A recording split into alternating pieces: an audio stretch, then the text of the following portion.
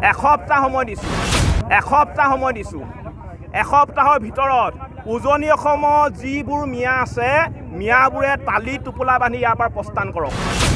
নহলে কিন্তু পৰিস্থিতি ভিষম হ'ব আমি স্পষ্টভাৱে কৈ দিছো বাৰে বাৰে মিয়াই আমাৰ খিলঞ্জীয়া যুৱতীক ধৰ্ষণ কৰিব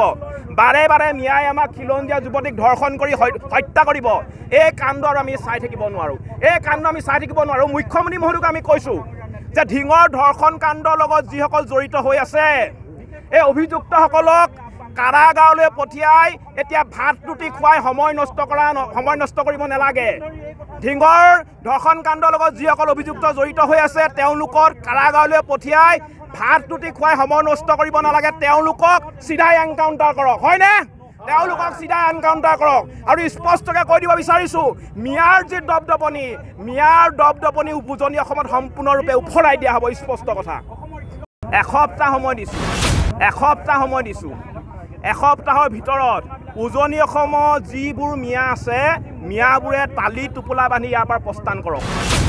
নহলে কিন্তু পৰিস্থিতি ভিষম হ'ব আমি স্পষ্টভাৱে কৈ দিছো বাৰে বাৰে মিয়াই আমাৰ খিলঞ্জীয়া যুৱতীক ধৰ্ষণ কৰিব বাৰে বাৰে মিয়াই আমাৰ খিলঞ্জীয়া যুৱতীক ধৰ্ষণ কৰি হত্যা কৰিব এই কাণ্ড আমি চাই থাকিব নোৱাৰো মুখ্যমন্ত্ৰী মহোদয়ক আমি কৈছো যে ঢিঙৰ ধৰ্ষণ কাণ্ডৰ লগত যিসকল জড়িত হৈ আছে এই অভিযুক্তসকলক কাৰাগাৰলৈ পঠিয়াই এতিয়া ভাত ৰুটি খুৱাই সময় নষ্ট কৰিব নালাগে ঢিঙৰ ধৰ্ষণ কাণ্ডৰ লগত যিসকল অভিযুক্ত জড়িত হৈ আছে তেওঁলোকৰ কাৰাগাৰলৈ পঠিয়াই ভাত ৰুটি খুৱাই সময় নষ্ট কৰিব নালাগে তেওঁলোকক চিধাই এনকাউণ্টাৰ কৰক হয়নে তেওঁলোকক চিধাই এনকাউণ্টাৰ কৰক আৰু স্পষ্টকৈ কৈ দিব বিচাৰিছো মিয়াৰ যি দপদপনি উজনি অসমত সম্পূৰ্ণৰূপে উফৰাই দিয়া হ'ব স্পষ্ট কথা